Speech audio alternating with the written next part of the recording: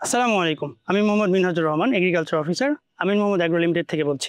একটি জমিতে গাছ লাগানোর পরে গাছকে বিভিন্ন সমস্যার সম্মুখীন হতে হয়। সবচাইতে বড় সমস্যা হচ্ছে আগাছা। আমরা জানি আগাছা গাছের সাথে রিসোর্স নিয়ে প্রতিযোগিতা করে। তো এই রিসোর্সগুলো কি কি? প্রথমত খাদ্যদ্রব্য, অর্থাৎ মাটি থেকে যে খাবার গ্রহণ করে এই খাবারের জন্য গাছের সাথে প্রতিযোগিতা করে। অক্সিজেনের জন্য গাছের সাথে প্রতিযোগিতা করে। তার জায়গা বা স্পেসের জন্য প্রতিযোগিতা করে। তো এই প্রতিযোগিতাকে কমানোর জন্য আমাদেরকে আগাছা নিধন করতে হবে। আমরা যদি আগাছা কন্ট্রোল করতে না পারি তাহলে আমরা আমাদের কাঙ্ক্ষিত ফলাফল পাবো না। এই জন্য আমাদের নিয়মিত আগাছা পরিষ্কার করতে হবে।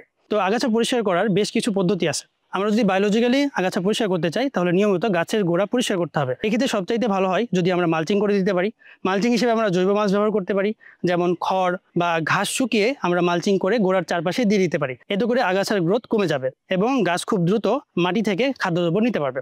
শাকসবজির ক্ষেত্রে আমাদেরকে খেয়াল রাখতে হবে অন্ততপক্ষে 25 থেকে 30 দিন আগাছা মুক্ত রাখতে হবে। এর কারণ হচ্ছে এই 25 থেকে 30 দিনে শাকসবজির চারা বড় হয়ে যাবে এবং বড় হয়ে গেলে তখন আগাছা তার সাথে প্রতিযোগিতা করতে পারবে না। তাই আমাদেরকে অন্ততপক্ষে 25 থেকে 30 দিন আগাছা নিধন করে রাখতে হবে। যদি আগাছার আক্রমণ অনেক বেড়ে যায় সেক্ষেত্রে আমাদেরকে হার্বিসাইড অ্যাপ্লাই করতে হবে। এক্ষেত্রে আমরা প্যারাকোয়াট, ডাইকোয়াট অথবা গ্লাইফোসেট জাতীয় হার্বিসাইড স্প্রে করে আমরা আমাদের গাছের গোড়া চারপাশে পরিষ্কার রাখতে পারি এবং গাছের চারপাশ পরিষ্কার রাখলে এখান থেকে আমরা কাঙ্ক্ষিত ফলাফল পেতে পারি। আসসালামু আলাইকুম।